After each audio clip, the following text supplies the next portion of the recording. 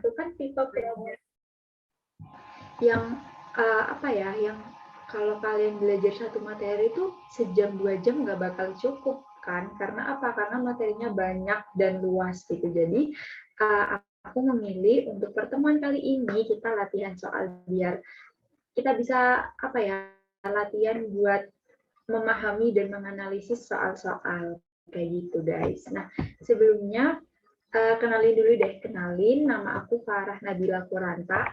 Aku bisa dipanggil Farah. Aku kuliah di Universitas Jember, jurusan Pendidikan Sejarah.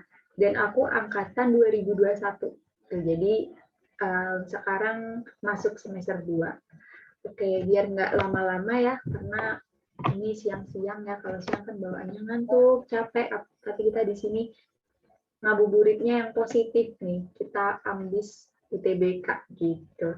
Nah, kita langsung mulai aja ya. Oh ya, sebelumnya aku izin off cam, saya takut sinyalnya nggak kuat guys, karena di sini lagi hujan.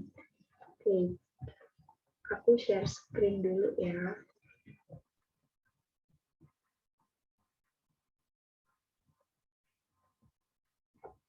Oke, udah kelihatan belum ya ininya, PowerPoint-nya? Oke, udah. Oke, makasih. Nah, jadi seperti yang aku bilang, hari ini kita bakal bahas soal-soal sejarah yang jadi yang kemungkinan besar keluar di UTBK gitu. Jadi yang bobot soalnya tinggi di UTBK. Nah, di sini aku udah siapin 20 soal UTBK gitu, guys. Jadi kita bahas satu-satu ya. Nah, sebelumnya kalau kalian tahu jawabannya, boleh nih kalian langsung on mic aja atau tulis di kolom chat ya jawabannya. Kita bahas dari soal nomor 1. Nah, soal nomor 1 ini mengenai masa-masa Indonesia di zaman diplomasi. Jadi soalnya pada masa perundingan Renville, PBB itu membentuk sebuah komisi namanya Komisi Tiga Negara. Nah, Komisi Tiga Negara ini sebutan lainnya apa? Coba kalau kalian tahu jawabannya, boleh langsung on mic atau tulis di kolom chat, guys. Aku A, Kak. Oke, tadi siapa yang jawab A? Oke, ada yang jawab A.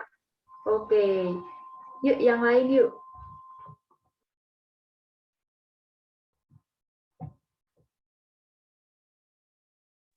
B. Oke, ada yang jawab B, ada yang jawab A. Ya, kita langsung cari tahu jawaban yang benar. Tadi udah disebut, jadi jawaban yang benar adalah A. Keren nih tadi. Yang jawab A, jawabannya cepat banget ya kan?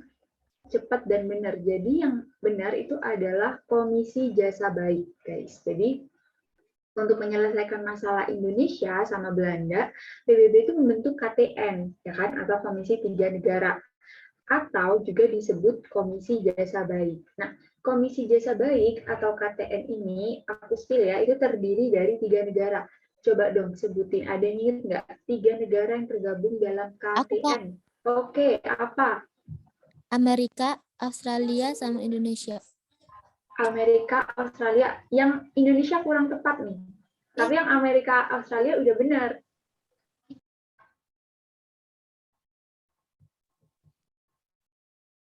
Oke, Arzel. Arzel membenarkan jawaban yang Indonesia tadi ya. Jadi jawaban yang benar adalah Amerika sama Australia itu udah tepat. Nah, yang Indonesia itu kurang tepat karena yang benar adalah Belgia. Keren.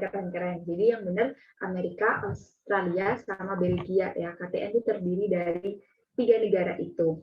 Terus Kak, kalau jawaban yang lain ini termasuk apa aja gitu. Nah, kalau Black Armada itu nama kapal, guys. Jadi nama kapal dagang punyanya Belanda yang dulu tuh berlayar ke Indonesia gitu. Jadi ingat ya, Black Armada itu nama kapal. Terus kalau yang C, otoritas eksekutif sementara ini sama kayak UNTEA gitu. Jadi dua pilihan C dan E ini sama. Terus kalau yang D ini Badan Khusus PBB. Jadi ini nggak ada hubungannya ya, karena Badan Khusus PBB ini ya udah salah satu salah satu bagian dari PBB gitu ya, nggak ada hubungannya sama perundingan Renville gitu guys. Oke, untuk nomor 1 udah paham ya. Kalau ada yang belum paham boleh ditanyain langsung on mic aja atau langsung ketik di kolom chat. Kita next ke soal yang kedua. Ini soal tahun lalu ya Kak. Ini beberapa, ada yang aku ambil dari UTBK tahun lalu, ada juga yang aku ambil dari buku-buku latihan soal, kayak gitu guys. Jadi ini campuran ya, dan aku ambil dari materi-materi yang jadi kemungkinan keluar paling banyak gitu. Yuk untuk soal nomor 2, masih berbicara mengenai perundingan-perundingan. Nah, tapi kali ini ditanya adalah peristiwa yang terjadi habisnya perundingan Linggarjati. Jadi masih ingat nggak? Aku C, Kak. Oke, aku C. Mantap nih, keren. Ini 2 kali jawab benar terus ya. Jadi jawaban yang benar adalah C. Oke, di kolom chat ada Arzel dan G. Jawabannya benar ya. Jadi yang benar tuh adalah C. Agresi militer Belanda 1. Jadi timeline-nya gini. Habis Linggarjati itu agresi militer 1. Habis agresi militer 1 karena perang naik kita ke meja diplomasi lagi. Kita naik ke perundingan Renville. Habis Renville agresi lagi yaitu agresi militer Belanda 2. Karena agresi kita ngadain lagi diplomasi yaitu perundingan Rumroyen. Habis perundingan Rumroyen, kita masuk ke konferensi Inter-Indonesia. Habis Inter-Indonesia, kita masuk ke KMB atau Konferensi Meja Bundar yang terjadi atau dilaksanakan di tahun 1949 gitu.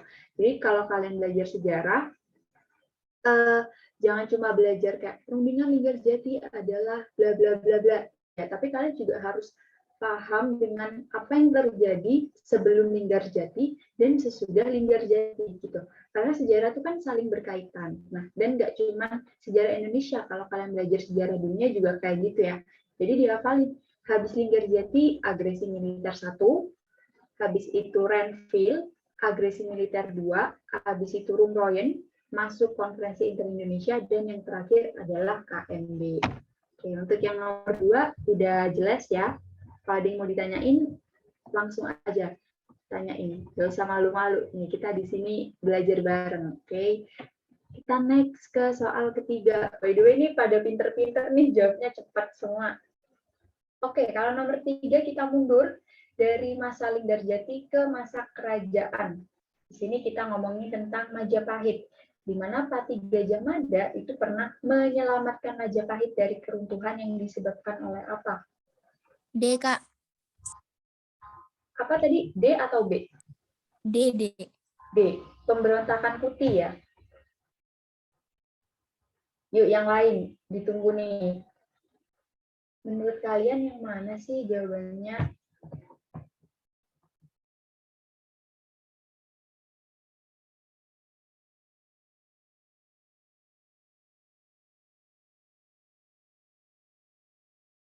Oke, tadi siapa yang jawab itu ya?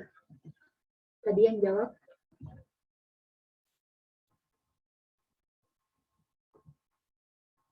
Oke, Nabila. Oke, mantap Nabila.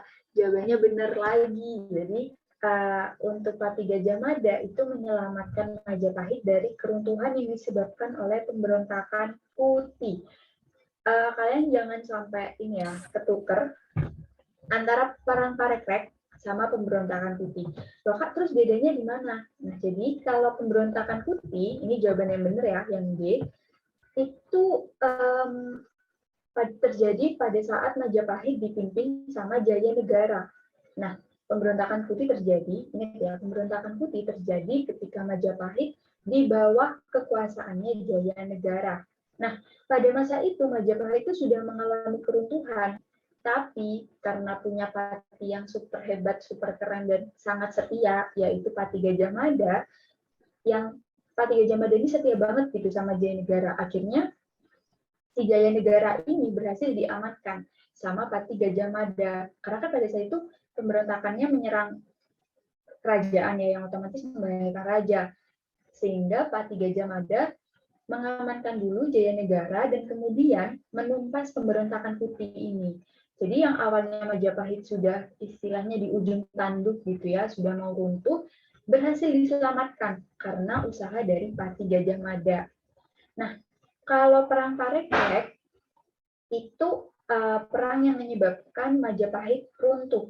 Jadi kalau pemberontakan putih ini masih bisa diselamatkan, kalau yang Parekrek itu udah nggak bisa diselamatkan. Jadi perang Parekrek ini salah satu yang menyebabkan Majapahit runtuh. Karena apa? Karena adanya perang saudara gitu antara Wikramawardhana sama Bre Wirabumi. Jadi perang saudara ya di dalam Majapahit yang menyebabkan eksistensi Majapahit ini runtuh. Nah, kalau yang perang Bubat ini sama perangnya mengikut sertakan Majapahit antara Majapahit sendiri sama Pajajaran. Kenapa dinamain perang Bubat? Karena terjadinya itu di lapangan yang nama lapangannya itu lapangan Bubat. Gitu, guys.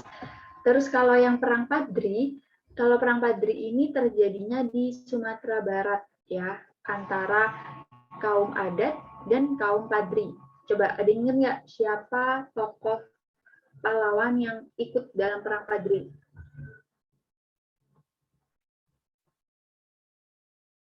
Ya, ada yang ingat nggak nih?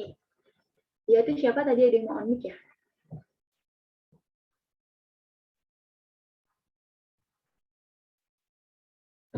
Oke, jadi tokoh pahlawan nasional yang ikut serta dalam perang Padri itu adalah Imam Bonjol. Betul, mantap, Imam Bonjol. Jadi nggak ada hubungannya ya kalau perang Padri sama Majapahit gitu. Kalau perang Bubat, perang Parekrek, pemberontakan putih itu masih ada hubungannya gitu karena terjadi melibatkan Majapahit. Nah, kalau yang A ini udah jelas salah ya. Kenapa? Karena pemberontakan Pajajaran yang otomatis terjadinya ya di Pajajaran gitu, melibatkan kerajaan Pajajaran kayak gitu, guys. Gimana? Untuk nomor 3 udah jelas ya. Kalau ada yang mau ditanyain nggak apa-apa, langsung ketik di kolom chat atau on mic. Oke, kita next ke soal yang keempat. Nah, dari sejarah Indonesia kita lompat nih ke materi sejarah dunia mengenai peradaban masa lalu. Jadi peradaban lembah sungai Indus sama Gangga itu dijuluki the town planning. Kira-kira kenapa kok bisa peradaban lembah sungai Indus dan Gangga itu dijuluki the town planning?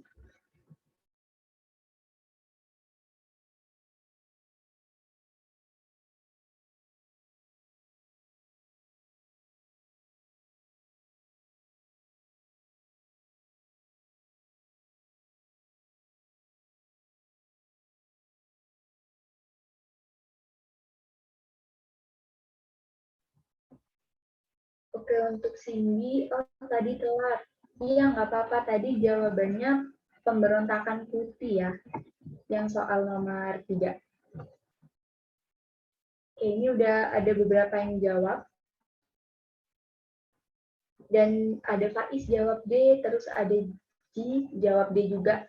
Tapi aku spill kalau jawaban yang benar belum disebutkan. Yuk, coba lagi guys. Kira-kira jawabannya yang mana ya? Oke, Nabila A, Safitri A, mantap. Jadi jawaban yang benar adalah yang A.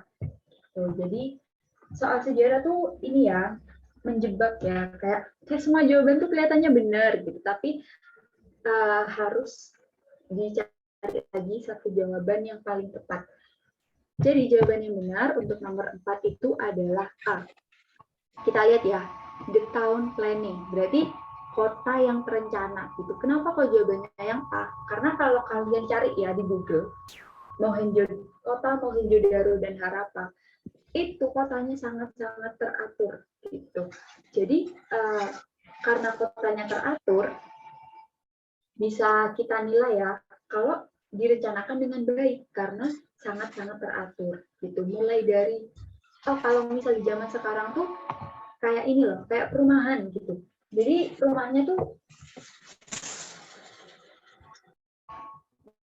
benar-benar tersusun secara rapi, terus seragam. Habis itu bukan hanya itu ya, di Mohenjo-daro dan Harappa. Nah, benar kata Nabila, ada saluran. Jadi bayangin mereka di zaman itu ya, yang sangat kuno itu sudah mengenal yang namanya saluran. Salurannya nggak dibuat sembarangan kayak berjalan di depan rumah gitu, enggak, tapi dibuatnya sangat rapi. Jadi tiap rumah mereka punya saluran yang sangat-sangat rapi kayak gitu. Sehingga kotanya itu bersih gitu, makanya dijuluki the town planning, karena kota Mohenjo-daro dan Harappa ini sangat direncanakan gitu pembangunannya. Jadi struktur bangunannya itu begitu teratur. Tuh guys. Nah, untuk yang jawaban B, C, D, dan E itu kurang tepat ya, walaupun sebenarnya mirip-mirip. Salahnya di mana sih, Kak? Kita bahas ya. Kalau yang B, bener nih, ada kata-kata teratur ya. Tapi di sini ada kata-kata berkelompok. Nah, ini kurang tepat sama makna dari kata di town planning itu kurang tepat kalau hidup secara berkelompok kayak gitu. Nah, kalau yang C ada bangsa asli Dravida yang kemudian bercampur dengan bangsa pendatang. Ini benar, maksudnya dalam artian memang si bangsa Dravida ini kan nanti kedatangan bangsa Arya ya kan, dan mereka mau nggak mau harus hidup bersama. Tapi Dravida posisinya ada di bawah Arya gitu, Arya yang lebih berkuasa dan dominan. Tapi yang dimaksud dengan the town planning itu bukan ini. Gitu. Jadi jawabannya yang C itu salah. Begitu juga yang D, itu kurang tepat ya. Sedangkan yang E juga kurang tepat gitu jawabannya, karena ini tidak membicarakan mengenai pemerintahan, tapi mengenai struktur kota. Gitu. Jadi kalau kalian besok UTBK ketemu soal sejarah, itu sebenarnya juga bisa di ini ya, di raba-raba gitu soalnya, di apa sih namanya, kayak di kira-kira. Karena dari kata the town planning, kota yang terencana, kira-kira yang mana ya? Berarti yang A, karena kotanya dibangun begitu teratur. Gitu guys. Untuk nomor 4, kayak gitu ya jawabannya. Kita next ke nomor selanjutnya. Oke, ini membicarakan mengenai sejarah dunia, mengenai Raja Louis XVI harus menerima hukuman karena sifat diktator kepada rakyat dengan cara dipenggal kepalanya. Nah, itu disebut apa? Tuh, jadi pemenggalan kepala itu disebut apa sih?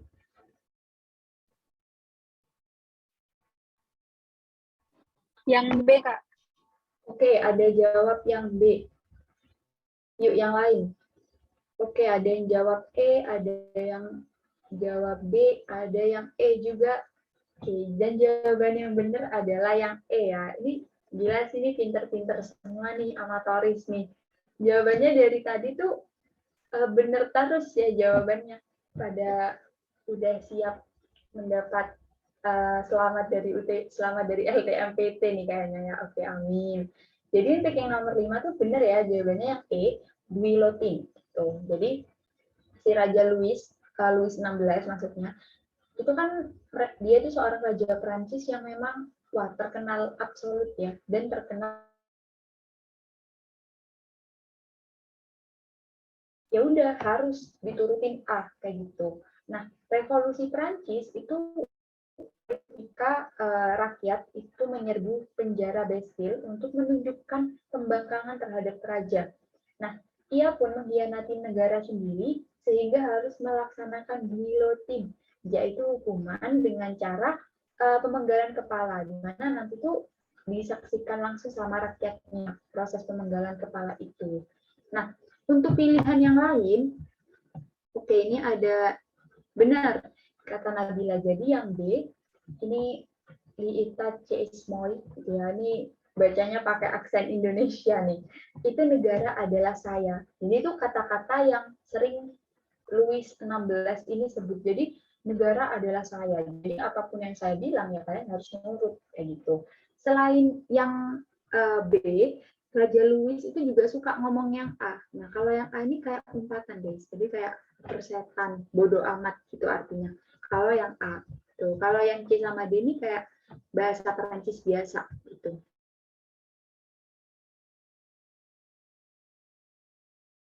Kalau yang A itu artinya kayak umpatan yang sering keluar dari mulut si Raja Louis XVI ini.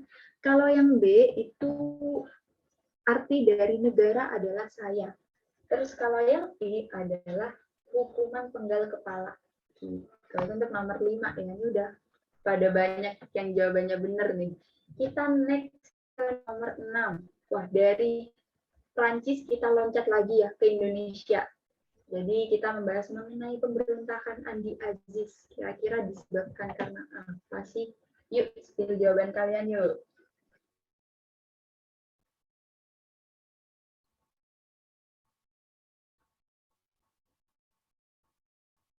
Oke, ini udah banyak nih yang jawab. A, Kak. Oke, ada yang jawab A. Ya, yang lain ditunggu ya. Ini udah 51 orang nih. Wah, kalian semangat sekali guys belajarnya. Keren. Jawaban yang benar adalah, wah ini kompak semua nih. A. Jadi jawaban yang benar tuh adalah yang A ya. Menolak masuknya pasukan ABRIS ke Makassar. Jadi Andi Aziz itu menolak masuknya pasukan ABRIS dari TNI ke Sulawesi Selatan. Nah, penolakan ini terjadi karena penolakan tersebut menjadi latar belakang terjadinya pemberontakan Andi Aziz. Jadi Andi Aziz ini kan nama orang ya sebenarnya. Jadi beliau tuh yang memimpin pemberontakan ini gitu. Mereka nggak mau pasukan-pasukan ABRIS dari itu masuk ke Sulawesi Selatan.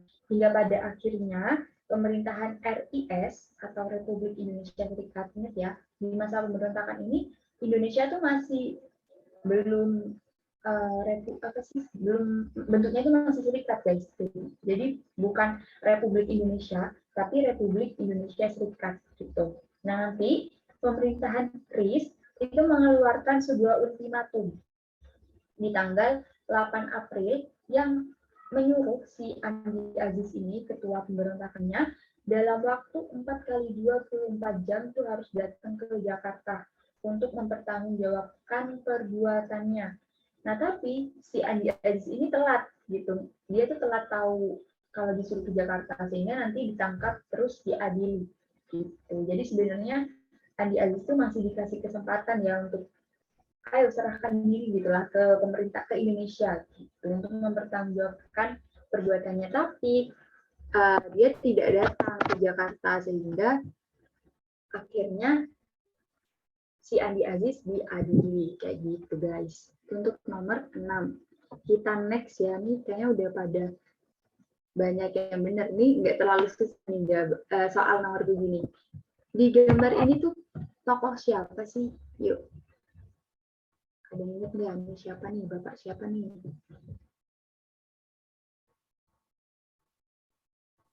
Aku D, Kak. Oke, mantap jawabannya benar. Jadi yang benar adalah beliau D. Ahmad Subarjo. Nah, Ahmad Subarjo, oh ya sebenarnya aku spill ya.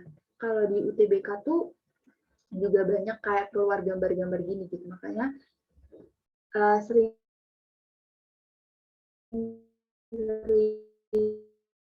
apa ya, sering baca fanfic soal gitu ya. Kalian kayak baca-baca artikel, baca-baca jurnal. Di situ tuh kan banyak kayak fanfic yang tidak ada di buku gitu kan. Nah, kadang fun fact dan gambar-gambar kayak gitu tuh sering muncul di UTBK kayak gitu. Nah, makanya di sini aku coba taruh satu soal.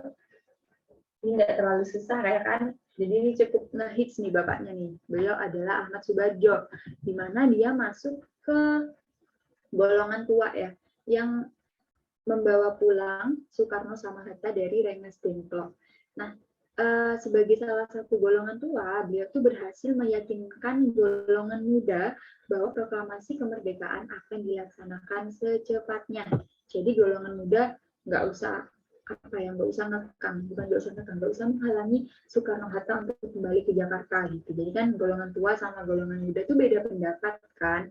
Terus si golongan tua yang diwakili sama Bapak Ahmad Subarjo yang ada di gambar itu bilang ke golongan muda kalau misal proklamasi bakal kita laksanain kok secepatnya, janji kayak gitu istilahnya. Akhirnya Soekarno sama Hatta diizinkan pulang sama golongan muda gitu, kembali ke Jakarta. Tuh guys, itu nomor 7 ya. Kita next ke nomor 8. Wah, ini kita loncat lagi nih ke soal sejarah dunia. Jadi politik apartheid di Afrika Selatan. Yuk. Oke, udah ada yang jawab B. Nih, gercep. Yuk, yang lain yuk. Mantap. Aku A, Kak. Len Aj. Oke, ada yang jawab A, ada yang jawab E juga. Jawabannya sangat beragam ya. Aku spill, jawaban yang benar adalah yang jawaban yang benar itu adalah yang B, guys. Jadi grup Areas Act. Nah, jadi semasa politik apartheid itu terjadi di Afrika Selatan, itu kan diberlakukan beberapa undang-undang. Ini kalau kalian mau nyatet boleh, kalau nggak dicatat juga nggak apa-apa, nanti dicari ya di Google gitu, jangan lupa karena ini cukup penting. Kalau yang A, Land Act, itu UU yang melarang orang kulit hitam memiliki tanah di luar wilayah tempat tinggal. Gitu. Nah, kan tadi udah aku spill ya, kalau misal sejarah itu bisa dinalar. Nah, land itu kan tanah ya, berarti UU yang mengatur mengenai tanah. Bisa kalian ingat-ingatnya gampang, kalau land act berarti orang kulit hitam nggak boleh punya tanah. Intinya seperti itu. Nah, kalau yang B itu grup Areas Act, ini jawaban yang benar ya. UU yang mengatur pemisahan tempat tinggal orang kulit hitam dan orang kulit putih. Nah, kalian lihat aja di sini, grup area. Nah, berarti ada pembagian grup-grup gitu. Nah, kalau misal kalian nggak tahu jawabannya nih ya, itu kan bisa kayak dinalar-nalar gitu. Jadi, kemungkinan ada pembagian grup antara orang kulit hitam dan orang kulit putih. Jadi, mereka nggak boleh bercampur, kayak gitu. Kalau yang C, bantu self-government, itu adalah sistem yang ditunjukkan biar kulit hitam ini kehilangan hak politiknya di Afrika Selatan. Jadi, orang kulit hitam ini sangat-sangat mendapat perlakuan yang tidak adil gitu ya, karena mereka dilarang untuk punya hak politik kayak gitu guys. Terus kalau yang D itu ada Populasi Registration Act, yang mana UU ini mewajibkan semua orang kulit hitam untuk mendaftarkan diri menurut kelompok dan sukunya masing-masing. Jadi orang kulit hitam harus daftar, kamu dari kelompok mana, kamu dari suku mana, kayak gitu. Itu undang-undang, isi undang-undangnya ada dari poin A sampai poin B. Dan jawaban yang benar itu adalah yang B ya, yang ini, grup Areas Act. Jadi dibagi-bagi, orang kulit hitam ya tinggal sendiri, nggak boleh campur sama orang kulit putih kayak gitu. Jadi orang kulit hitam pada masa itu sangat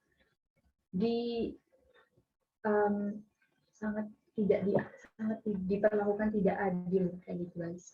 Itu untuk yang nomor 8. Oke, kita next ke nomor 9. Kalian kalau ada yang pertanyaan nggak apa-apa ya, langsung ketik di kolom chat. Oke, kita loncat lagi ke masa kabinet ya. Jadi ada kerjasama namanya MSA dengan AS, merupakan latar belakang terjadinya atau jatuhnya kabinet. Oke, ini wah, aku tuh speechless karena kalian jawabnya sangat cepat. Kayak aku baru mencet layarnya, terus kalian udah jawab, tuh keren banget, sumpah. Oke, mantap. Jadi jawaban yang benar sudah banyak di spill ya di kolom chat ya. B yang benar yaitu Sukiman. Jadi MSA ini kayak singkatannya dulu ya. Singkatannya adalah Mutual Security Act gitu. Nah, jadi MSA itu bentuk perjanjian keamanan dengan pemerintah Amerika Serikat. Akibat diterimanya MSA, Indonesia itu dianggap telah melanggar politik luar negeri bebas aktif yang dianut oleh Indonesia sendiri. Sehingga Kabinet Sukiman itu dituduh kayak menjerumuskan Indonesia ke blok barat. Jadi MSA itu kayak perjanjian yang kalau kalian cari ya di Google, isi perjanjian MSA itu intinya kayak kita tuh solid banget gitu loh sama Amerika Serikat, kayak kita best friend sama Amerika Serikat. Padahal kayak begitu tuh nggak boleh di masa itu, karena kan lagi panas-panasnya perang dingin tuh di masa itu. Kalau kita menunjukkan kecondongan kerjasama bareng Amerika, otomatis kita kelihatannya kayak wah Indonesia buat Barat nih. Padahal sebenarnya kayak gitu tuh nggak boleh. Kita boleh kerjasama sama negara lain, tapi tetap politik bebas aktif nih harus dipegang teguh gitu. Sedangkan di masanya Sukiman enggak, dia benar-benar kayak condong banget ke Barat gitu. Bahkan ya penandatanganan MSA sama kabinet Sukiman itu dilakuinnya diam-diam. Jadi istilahnya kayak rakyat tuh nggak tahu kalau kalau kita sudah menandatangani MSA karena ya diem-diem, sehingga nanti rakyat sudah kehilangan kepercayaannya, dan ini tuh dijadikan apa ya, kesempatan bagi kabinet lain untuk mengeluarkan mosi tidak percaya ke kabinet Sukiman, sehingga nanti kabinet Sukiman jatuh gitu guys. Terus kalian masih kan nggak penggantinya kabinet Sukiman siapa?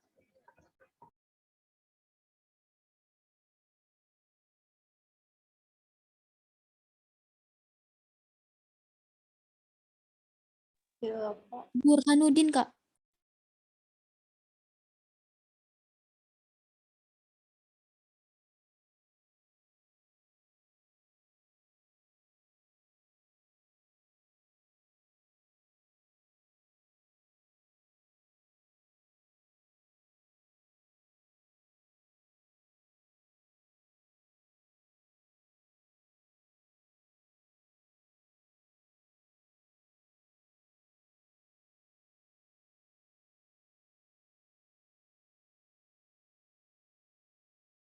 Oke, ini jawabannya beragam ya, tapi yang benar adalah Wilopo. Oke, gitu. Kalian keren-keren. Mantap. Oke, kita next ya guys. Jadi habis Sukiman, iya benar. Jadi yang menandatangani MSA itu kabinetnya Sukiman gitu. Kita next ke nomor 10 ya. Oke, siapa ya kira-kira presiden yang menjual saham Indosat? Wah, ini aku baru pencet lihatnya, kalian udah banyak yang jawab nih. Bener. Megatron, Kak. siapa? Oke, ini udah keren. Jawabannya ibu kita tercinta. Megatron. Ini ibu kita tercinta ya, kalau katanya siapa itu tadi. Awas ada tukang bakso, ntar berbuka ada tukang bakso di depan, ada tukang nasi goreng ya. Bawa walkie-talkie. Oke, jadi seperti yang sudah dibilang sama temennya, ibu kita tercinta ya, satu-satunya presiden perempuan di Indonesia yaitu Megawati Soekarno Putri. Jadi beliau yang menjual saham Indosat untuk membayar hutang Indonesia. Jadi Indonesia tuh pada masa itu sedang mengalami krisis ya. Jadi mau nggak mau kita harus jual sesuatu yang sekiranya bisa melunasi atau menyelamatkan perekonomian Indonesia. Nah, salah satunya yaitu tadi saham Indosat. Tuh, karena saham Indosat tuh mahal ya harganya, makanya ketika dijual perekonomian Indonesia tuh dianggap cukup terselamatkan kayak gitu guys. Dan nomor 10 ya. Oke, kita ini awas nih, gibah di kolom chat, hati-hati ada Intel ya di Zoom ini, terus ntar ada tukang bakso nih. Oke, kita next ke nomor 11. Nah, ini kita mundur ya, berarti dari masa Presiden Megawati ke VOC, masa VOC. Yuk. Yang tahu jawabannya boleh langsung unmic atau ketik di kolom chat, guys.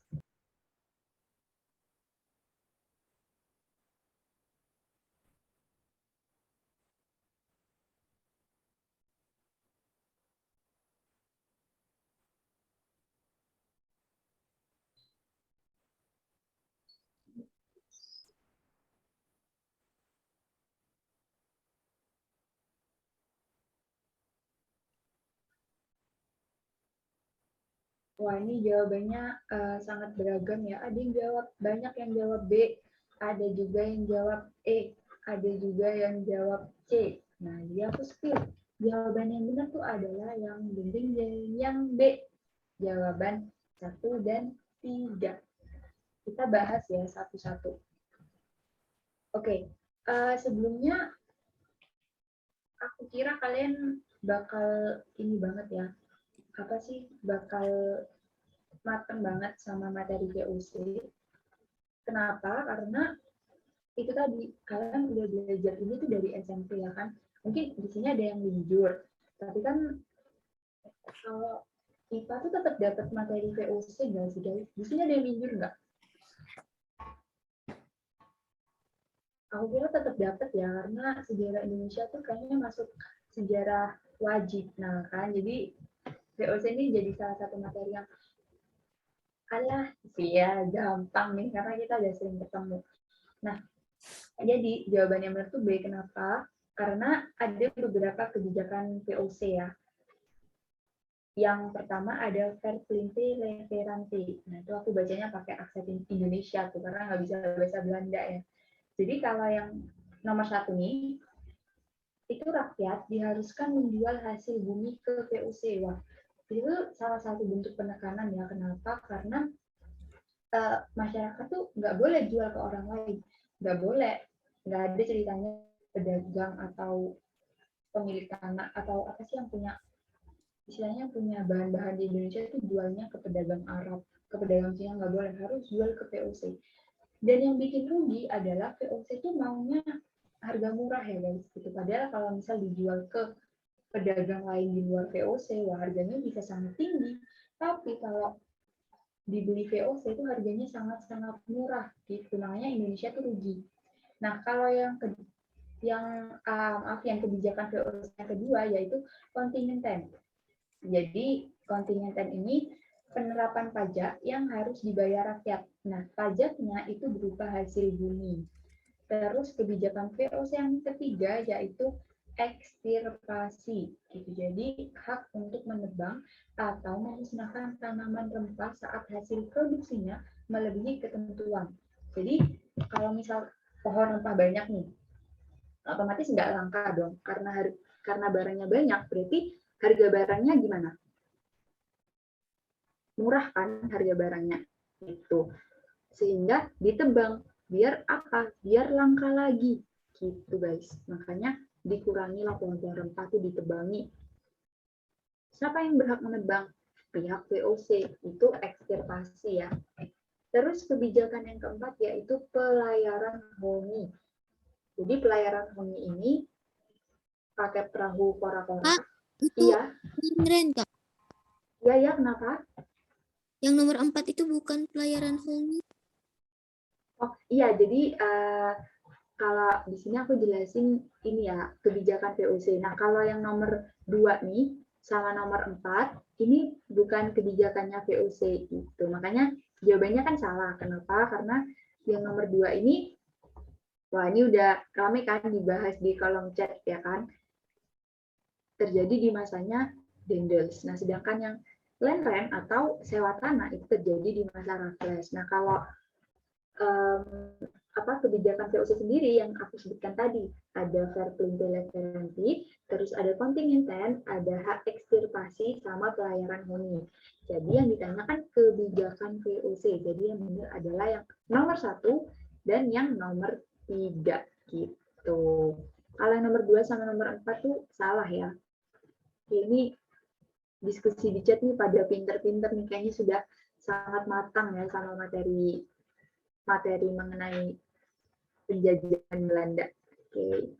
Oh ya, sebelumnya suara aku jelas nggak ya? Di sini hujannya makin gede soalnya guys. Ini jelas kan ya? Kalau putus-putus bilang ya. Oke, sip. Kita next ya ke nomor 12. Wah, ini kita makin mundur lagi nih dari VOC ke manusia purba. Jadi revolusi kebudayaan pada masa Neolitik itu apa sih? Coba. Ada yang ingat nggak? Kira-kira apa ya jawabannya?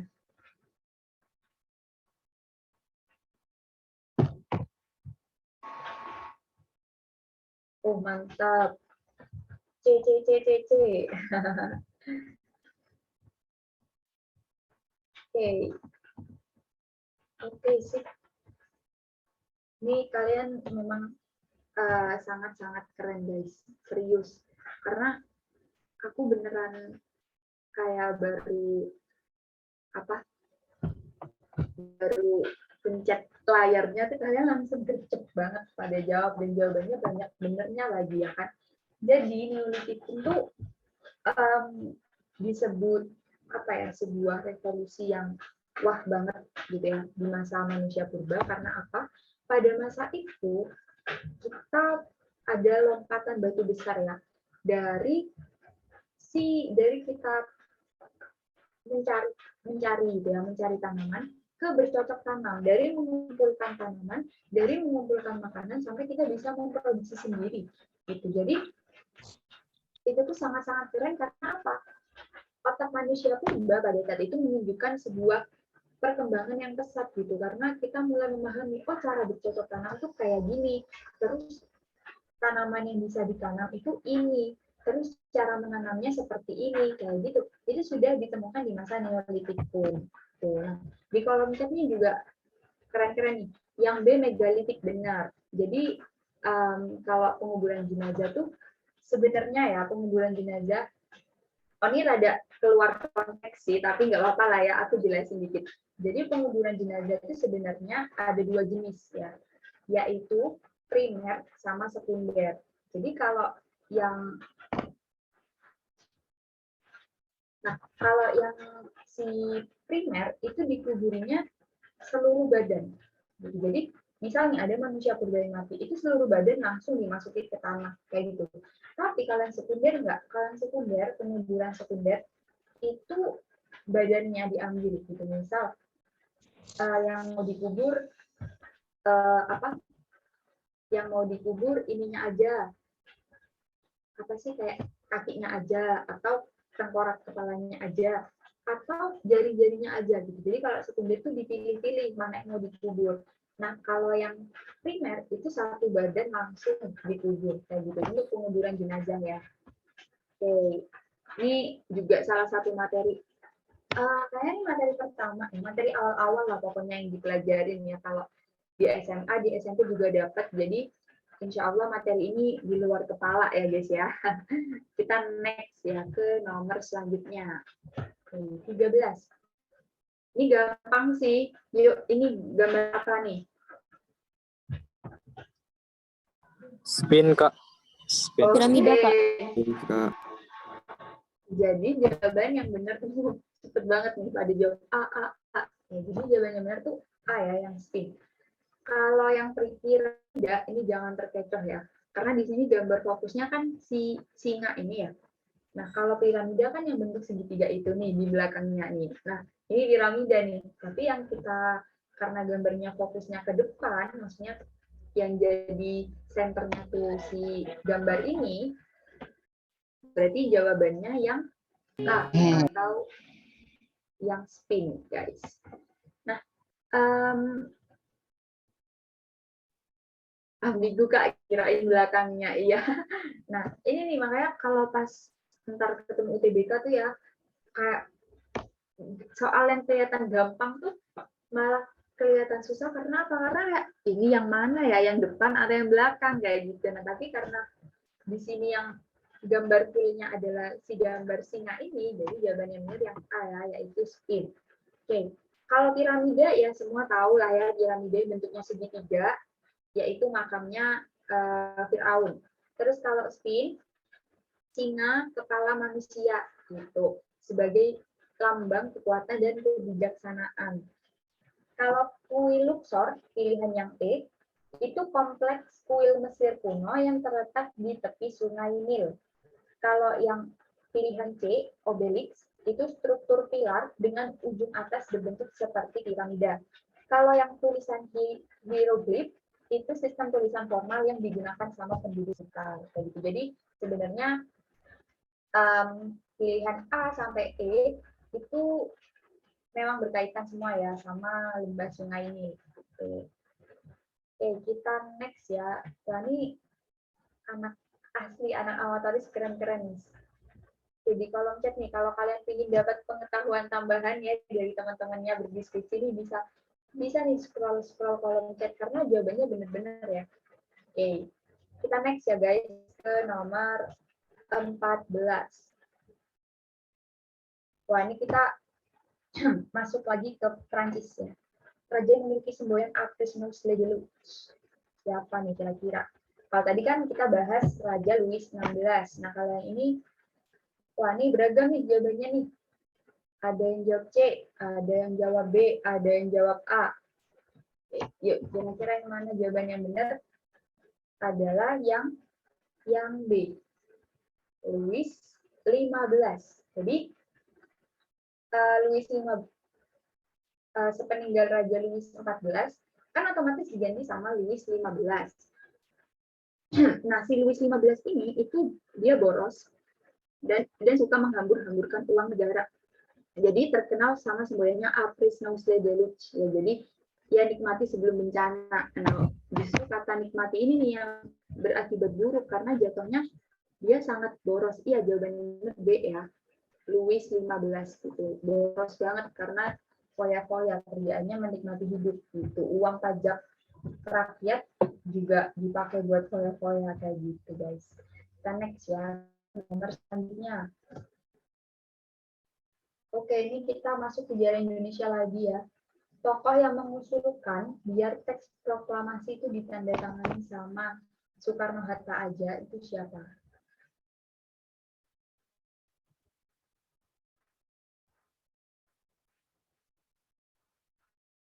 Ini jawabannya ada beragam. Ada yang jawab E, ada yang jawab C, ada yang jawab B juga.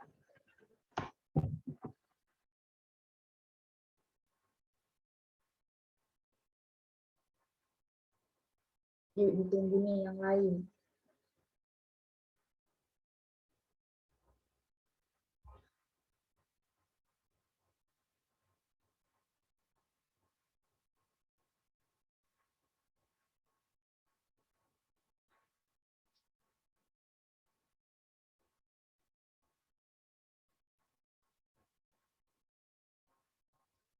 Oke, jadi jawaban yang benar adalah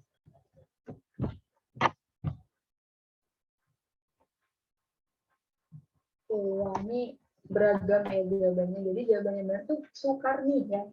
Jangan sampai terkecoh karena sebenarnya di awal itu kan jawabannya benar yang E ya, yang Soekarni.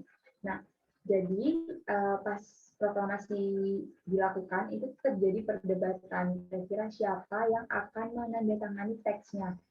Nah, Muhammad Hatta itu mengusulkan yang tanda tangan tuh yang hadir di peristiwa perumusan. Jadi semua orang yang hadir di peristiwa perumusan, kata Muhammad Hatta, tanda tangan bareng-bareng gitu. Nah, Soekarni nggak setuju. Dia lebih setuju kalau yang menandatangani itu hanya Soekarno sama Muhammad Hatta aja. Yang sebagai representasi perwakilan bangsa Indonesia. Nah, orang-orang yang hadir pada saat itu lebih setuju sama sarannya Soekarni gitu. Akhirnya diputuskan kalau teks proklamasi itu ditandatangani sama Soekarno-Hatta aja atas nama bangsa Indonesia kayak gitu. Untuk nomor 15 ya. Kita next ke selanjutnya yaitu nomor 16. Yuk, yang tidak termasuk isi perjanjian Jenewa.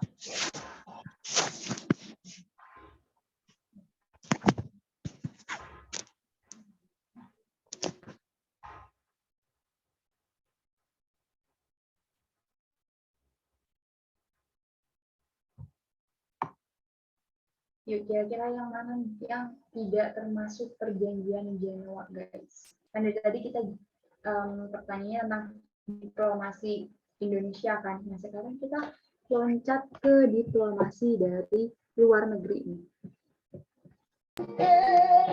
D. Oke, tadi ada yang jawab D ya.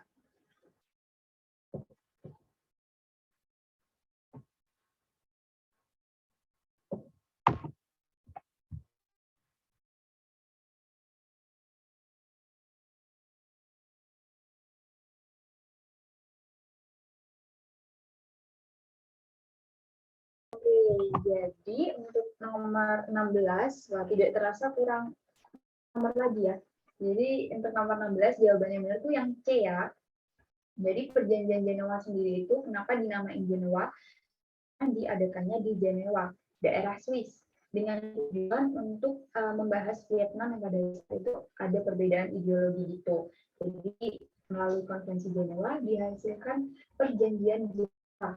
Nah, isinya yang pertama itu mengakui kemerdekaan penuh Kamboja, Laos, sama Vietnam. Terus yang kedua, pembagian Vietnam jadi dua, ya antara utara sama selatan. Habis itu Perancis dan Republik Vietnam Selatan menarik pasukan yang ada di utara. Terus Republik Demokrasi Vietnam harus menarik pasukan yang ada di 17 derajat LU. Terus yang kelima, Republik Demokrasi Vietnam yang menguasai bagian utara diakui secara de facto. Dan yang F, penyatuan Vietnam akan diadakan pemilu bulan Juli 1956 di bawah pengawasan Komisi Pengawas Internasional kayak gitu. Sebenarnya perjanjian Jenewa ini memang kayak jarang di notice gitu ya, kayak ada flop gitu di materi sejarah kita gitu.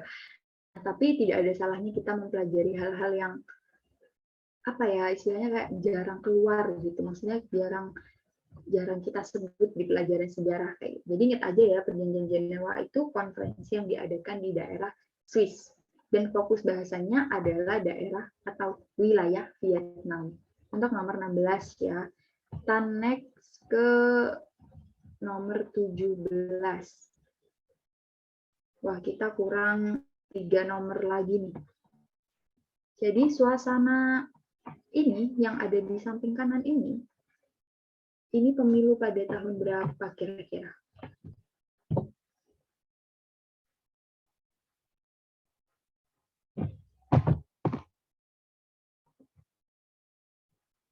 Wah, oke. Ini asli tidak ada yang salah nih jawabannya. A semua. Jadi benar ya, jawaban yang benar itu adalah yang A. Ini pemilu pertama di Indonesia yang dilakukan di tahun 1955. Jadi kalian lihat ya di sini kan ada banyak partai ya. Ini nggak kelihatan mulai dari pilihan Partai Pantas, PKI juga ada nih sampai ke belakang banyak banget partainya. Karena memang pada saat itu partai yang itu tuh banyak banget gitu. Nah, pemilu ini gelombang pertamanya itu dilaksanakan 29 September 1955 untuk memilih anggota DPR. Terus gelombang kedua itu sebulan kemudian, yaitu 15 Desember untuk memilih konstituante. Nah, hasil pemilu anggota DPR itu ada 4 suara tertinggi. Yuk coba dong, kalian masih ingat nggak 4 partai yang dapat suara tertinggi di masa pemilu 1955? PDIP, Kak. Oke, ada PDIP. Kurang tepat nih jawabannya. Yuk tebak lagi nih, kita main tebak-tebakan. Ada 4 guys. TNI, Masyumi, PKI, sama satu NU. Oke, mantap. Jadi ada PNU, urutannya gini ya. Yang pertama tuh PNI, terus ada Masyumi, NU, terus yang keempat itu ada PKI. Jadi itu yang 4 besar ya. Ingat, PNI, Masyumi, NU, sama PKI. PKI. Iya, betul. Nah, kalau itu kan memilih DPR sama konstituante ya, pemilu pertama 1955. Kalau pemilu presiden pertama di Indonesia tahun berapa guys? Ini pasti kan. Yuk, kalau pemilu presiden pertama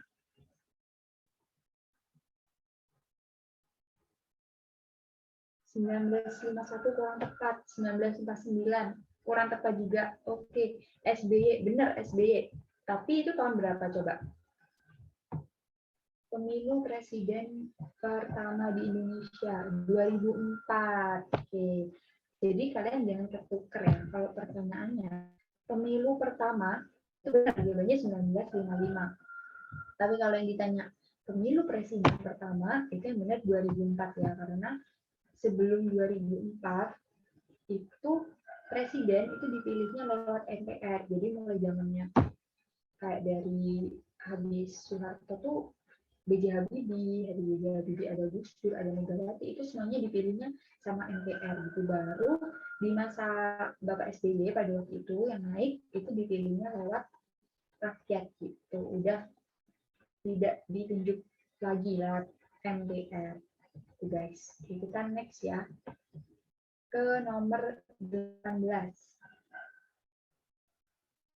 Agresi militer 2, Soekarno ngasih mandat ke Syarifuddin untuk membentuk PDRI. Jadi tujuan bentuknya PDRI adalah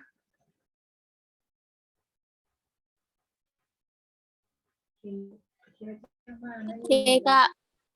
Oke, mantap jawabannya benar. CK. Sip, keren semua. Jawabannya benar itu adalah C. Jadi pada saat itu kan di masa agresi militer 2 ya, ini udah pada matang semua nih. Keren jawabannya benar semua. Pada masa itu kan Belanda tuh istilahnya apa ya? Sudah berhasil mengambil alih banyak wilayah di Indonesia gitu. Nah, sehingga mau nggak mau nanti Soekarno harus memikirkan cara ini gimana kalau misal Yogyakarta nanti jatuh ke tangan Belanda, kan otomatis nggak ada apa ya, ibu kota kan diambil. Nah kalau ibu kota diambil nanti malah ada pemikiran bahwa Indonesia jatuh lagi ke tangan Belanda. Nah biar itu tidak terjadi, ketika Soekarno, Muhammad Hatta, Sultan Syahrir, sama Agus Salim itu ditangkap sama Belanda, Soekarno sama Hatta ini sudah terlebih dahulu mengetik 2 buah pesan. Jadi sudah ada persiapan gitu ya. Pesannya tuh isinya ada 2. Yang pertama, memberi mandat kepada Menteri Kemakmuran Syarifuddin Prawira Negara untuk membentuk PDRI di Sumatera. Terus yang kedua, jika ikhtiar Syarifuddin gagal, maka mandat diberikan kepada Mr. A.A. Maramis untuk mendirikan pemerintahan dalam pengasingan di New Delhi. Jadi istilahnya kalau misal nanti Yogyakarta ini jatuh, Belanda tetap tidak bisa menguasai Indonesia karena pemerintahannya pindah gitu ke Sumatera. Kalau misalnya di Sumatera gagal, Syarifuddin gagal, didirikan di India, di gitu. Jadi pada masa agresi militer 2 tuh sudah, iya benar, keadaan darurat ya. Iya benar guys. Jadi kenapa nggak masuk? Karena ya nggak dilantik kayak lewat MPR dan lain sebagainya gitu, nggak, karena itu di masa perang darurat ya, intinya kasih aja ke Syarifuddin jadi presiden gitu, biar ketika Yogyakarta jatuh, Indonesia nggak jatuh gitu, karena kita pemerintahannya pindah tangan ke Syarifuddin. Untuk nomor 18, kita next ke nomor 19 ya. Nah, ini kita masuk ke Perang Dunia I. Meletusnya Perang Dunia I karena seseorang itu terbunuh. Kira-kira siapakah dia? C, Kak. Oke, C. Ferdinand. mantap. Francis Ferdinand, guys, jawabannya benar. Jadi, Perang Dunia I kan 1914 ya mulainya. Dia ini, si Francis Ferdinand ini tuh merupakan pewaris tahta gitu dari Austria Hongaria. Dia ditembak sama seorang namanya Gavrilo Princip gitu. Nah, karena penembakan tersebut akhirnya Austria Hongaria mengumumkan perang terhadap Serbia. Nah, nanti negara-negara gede itu jadi pada ikutan join perang gitu ya. Dari yang awalnya Austria Hongaria sama versus Serbia, ntar malah merembet ke negara-negara adik kuasa kayak gitu. Untuk Perang Dunia I ya. Selanjutnya, wah ini soal terakhir tidak terasa. Dalam penulisan sejarah kita menggunakan aspek diakronis, artinya ini pasti pada ingat nih. Ini materi sejarah awal. Kira-kira apa sih jawabannya?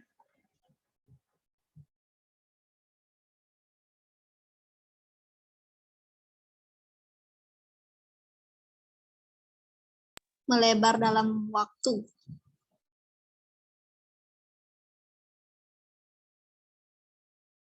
Oke sih, mantap nih. Melebar dalam Melebar dalam Kak. waktu. Kalau Oke, diakronis pasti membicarakan waktu. mantap, benar nih di kolom Kalau juga. yang C sinkronis. Iya, benar. Keren, kalian sudah sangat matang ya dengan materi ini. Kayaknya materi pertama sejarah ya. Kayaknya kalau aku nggak salah ingat gitu. Jadi intinya kalau diakronis itu melebar dalam waktu tapi menyempit dalam ruang kayak gitu. Wah, ini udah pada hatam ya sama materi ini gitu. Oke, oke. Tidak terasa ya. Oh ya benar, bab awal ya. Kalau kalian masuk IPS kelas 10 semester 1. Oke, tidak terasa 20 soal sudah terbahas dan kalian semua keren.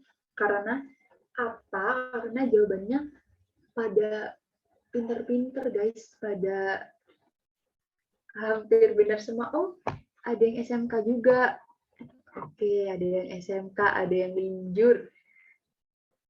Oke, sebelumnya coba dong aku tanya kalian kalau belajar sejarah, kalau diskalain deh dari 1 sampai 100% persiapan kalian buat UTBK nih, khusus sejarah, itu kira-kira udah berapa persen guys? Kalau dari 1 sampai 100. 0,1. 30%. Oke, 70. Oke, beragam ya jawabannya. Ada yang di atas 50, ada yang di bawah 50, tapi apapun itu semoga nanti pada saat UTBK udah siap ya. Ya karena siap nggak siap harus siap ya kan.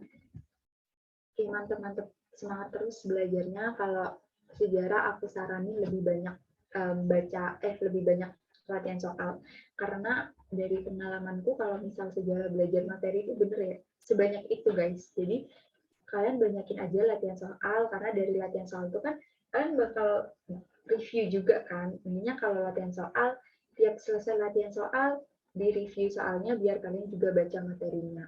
Oke, aku mau nanya satu lagi dong. Kalau misal nih, dari sejarah, geo, sosio, sama eko, yang paling susah menurut kalian yang mana sih? Eko, sejarah, semua, iya bener sih, semua susah.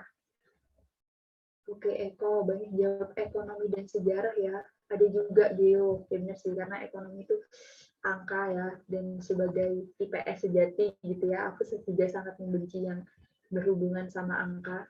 Oh ini by the way ada temennya yang nanya nih, tadi di atas nih, sumber belajar sejarah kalian dari mana? Wah ini bisa nih kalian saling sharing, kalian kalau belajar sejarah dari mana aja sumbernya gitu, dari buku apa, atau mungkin dari web mana gitu. Tapi kalau aku dulu ya, ini sharing dikit, kalau aku dulu, kalau mau latihan soal tuh nggak usah beli jauh-jauh kemana, karena kalian searching di Twitter, cari aja.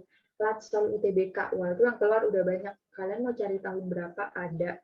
Kalian mau cari dari web mana juga, itu semua ada di Twitter gitu guys. Jadi kalau memang niat belajar, itu tidak ada halangan dan rintangan, itu semuanya bisa kalian cari. Apalagi dari Twitter ya, itu sangat memudahkan sih menurut aku. Oke, aku kira sekian pembelajaran hari ini. Kalian jangan lupa isi absen ya, tadi udah dikirim sama admin di kolom chat. Semoga pembelajaran hari ini bermanfaat untuk kita semua dan see you.